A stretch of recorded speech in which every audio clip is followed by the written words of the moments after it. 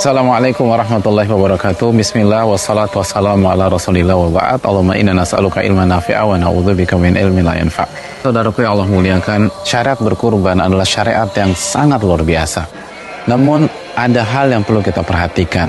Jangan sampai kita gagal menangkap pesannya. Apa tujuan besarnya? Lihat kurusmallah ala ma razaqahum min bahimatil an'am. Tujuan utamanya adalah agar mereka mengingat Allah Subhanahu wa ta'ala, berzikir kepada Allah, bersyukur kepada Allah atas rizki, atas harta, atas hewan ternak yang Allah berikan kepada mereka. Karena ketika kita nggak punya rizki, kita nggak punya harta, kita nggak punya hewan ternak, kita nggak bisa berkurban. Maka jemaah sekalian Allah muliakan, tujuan kita berkurban, dan ini harus kita ketahui khususnya bagi orang yang berkurban pada tahun ini, agar kita mengingat Allah Subhanahu wa ta'ala, agar kita berzikir kepada Allah Subhanahu wa ta'ala. Dan di antara zikir yang masuk ke dalam ayat ini adalah tasmiyah dan takbir, atau mengucapkan bismillah atau bismillahirrahmanirrahim dan takbir ketika kita menyembelih.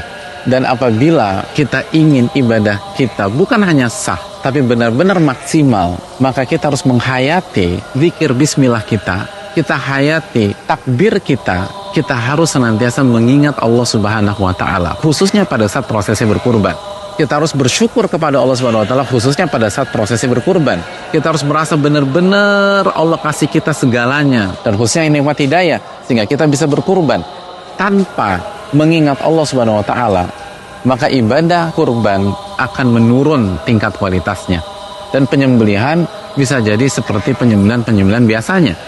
Apabila kita ingin menyembelih sebagai sebuah syiar, sebagai sebuah ibadah, sebagai sebuah persembahan, maka menyembelihlah dengan mengingat Allah, menyembelihlah dengan berzikir kepada Allah, menyembelihlah dengan senantiasa bersyukur kepada Allah Subhanahu wa ta'ala.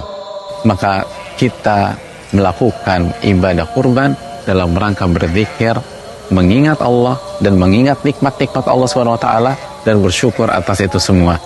Aku qouli hadza. Assalamualaikum warahmatullahi wabarakatuh.